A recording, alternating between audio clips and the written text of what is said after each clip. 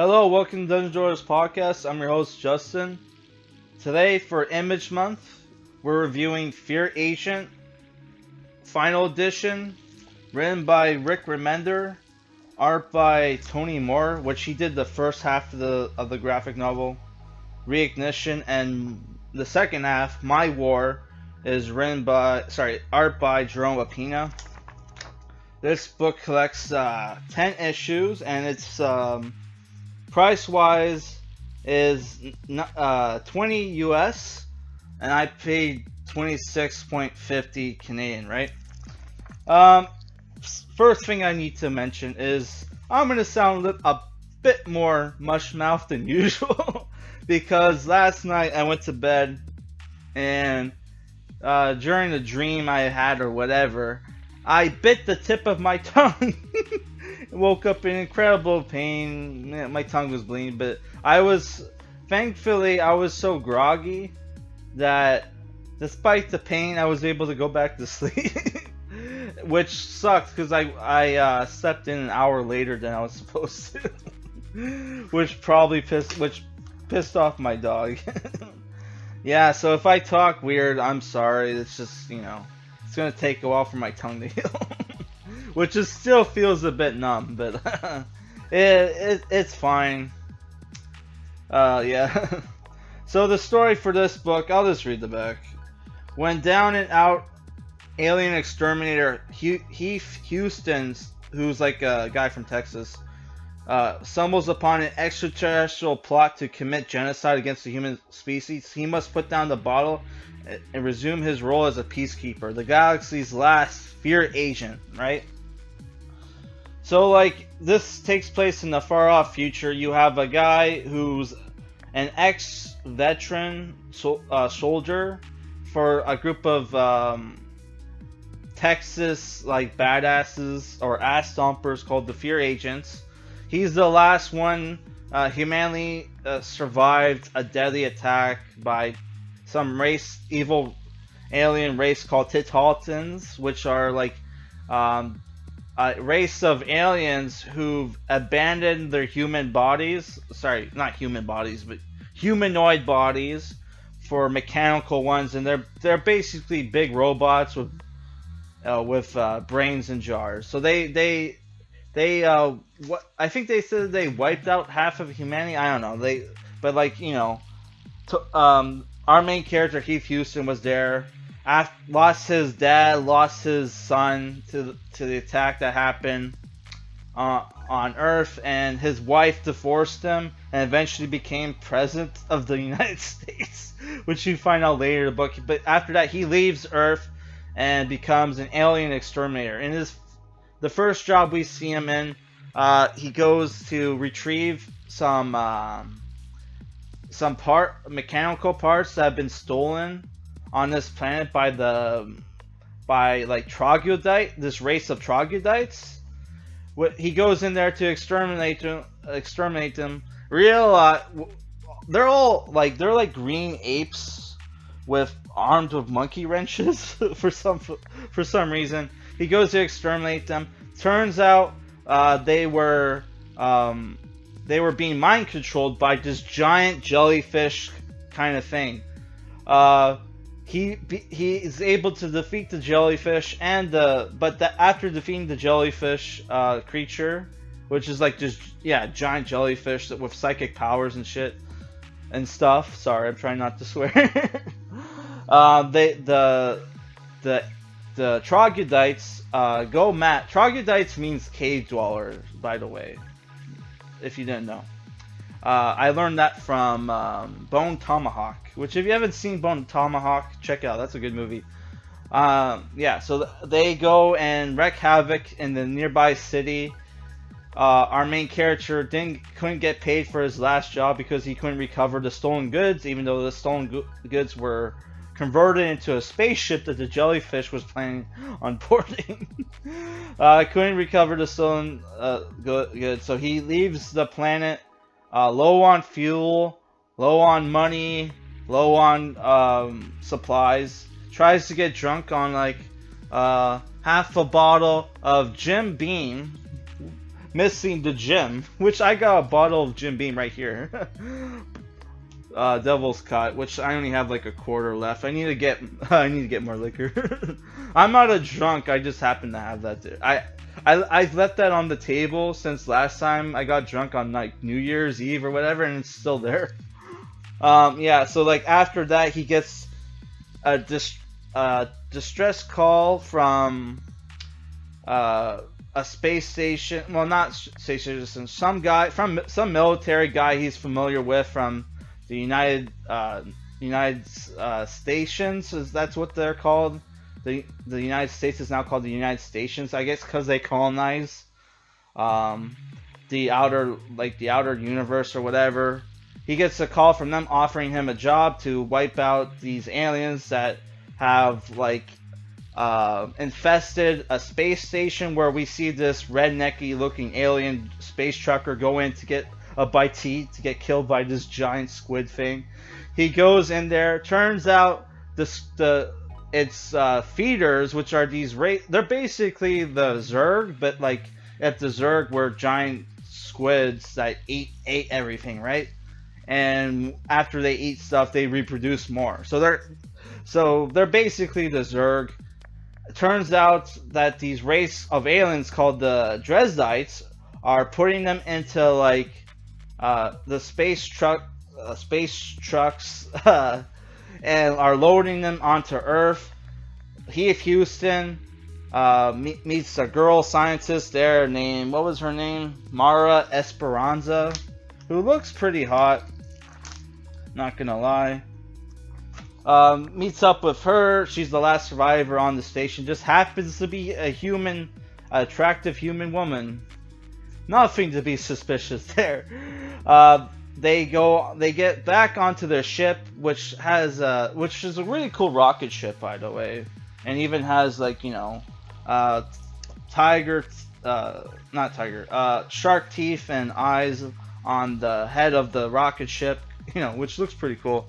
Which has an AI on it called Annie, who's his helper. They go on, they leave the space station only to realize that they were loaded up with the wrong fuel, which is hyperfuel, which sends them back in time, where they meet the Taltans' homeworld before they were put in mechanical, well, not mechanical bodies, before they left their planet, right? Because they were put in mechanical bodies way before then. There's like a civil war between the flesh Taltans and the non-flesh Taltans, which the non-flesh Taltans want to kill the flesh Taltans, use them to power their mechanical bodies, and then eventually leave the planet and conquer the universe, right? Like they did in the future, right? Where Heath Houston eventually is able to go back in time.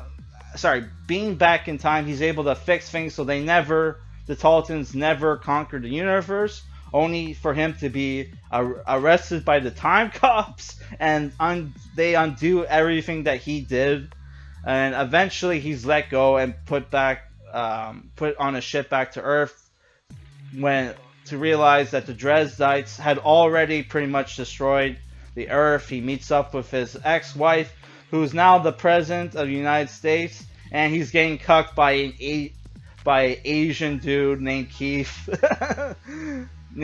who's now LARPing as the Fear Agent. So that's the book entirely.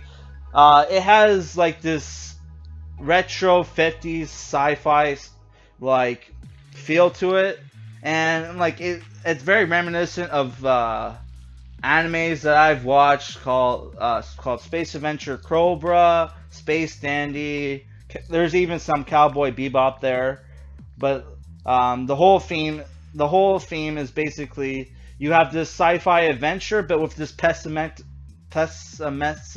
feel to it. Like everything, our main character gets in one spot of trouble into another. Everything keeps getting worse. He's at one point he gets killed. Our main character gets killed and gets put into a new clone body, and is going to be used like as a research specimen by these like advanced intelligent alien race that lives under the sea of this planet, which he eventually gets put out there. Yeah, there's a very pessimistic feel to this book because eventually he becomes later on in the series. I don't want to spoil shit, but like yeah, he eventually becomes.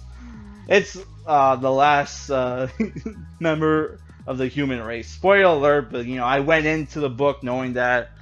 Sorry about that. Yeah, but what's cool is eventually he kind of looks like Slade Wilson from Teen Titans. Who's the Slade Wilson being Deathstroke, the Terminator. Who he's not called the Terminator anymore, but like whatever.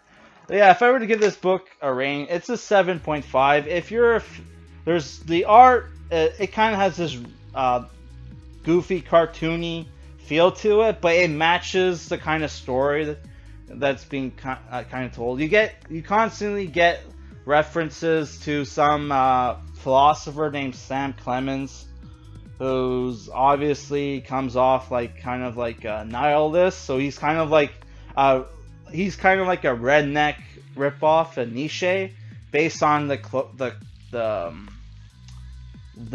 quotes we get from him, which Nietzsche wasn't actually an atheist. His whole point was that he comes off like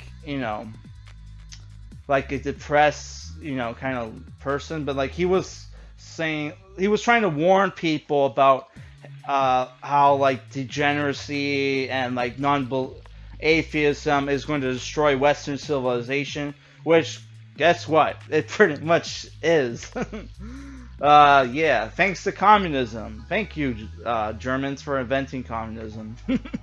Well, there's a theory that it was actually the Freemasons that invented communism, and Karl Marx was actually a Freemason, which I don't know if that's true.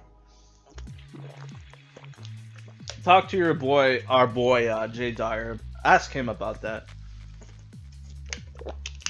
Yeah, I don't know. I like the book. I like our character. Our character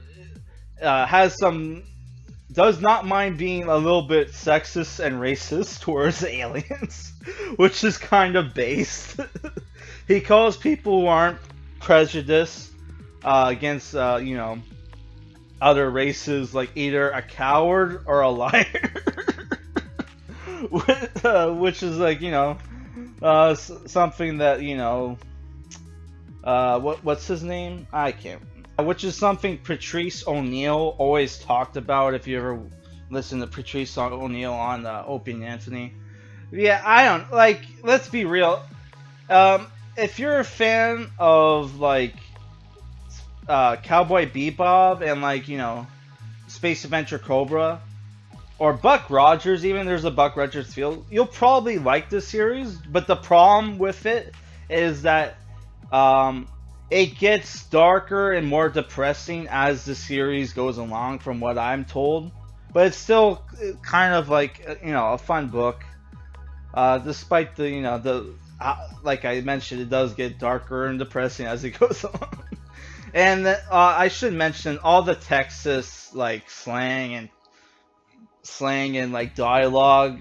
I don't know how accurate it is to like how Texans used to talk. All I know is like it doesn't sound as good as Preacher, which people would say that Preacher was like 100% accurate to like how like Texans talk. Here it's a bit I don't know. It comes off a little like Foghorn from like Looney Tunes. Yeah, but I did think I did find it weird how they censor the F word in here in this book, but then the author would have no problem saying the other F word, which is derogatory term for homosexuals. So censors the actual F word, but we'll say like the word I can't say because I'll get like a $2,000 fine. So I thought that was weird. But other than that, I think overall it's a great book, and I think if you're a fan of sci-fi adventures, you'll probably enjoy this book.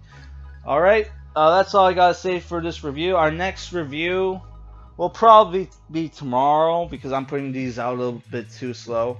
And if this video gets enough views, I'll put a list on what else we're reviewing for Image Month. Which there's only going to be like 15 reviews. Sorry to say, but yeah, the next review we're gonna do is another superhero book, Madman, which wasn't originally an Image comic book superhero, but I think Image eventually bought the rights to him.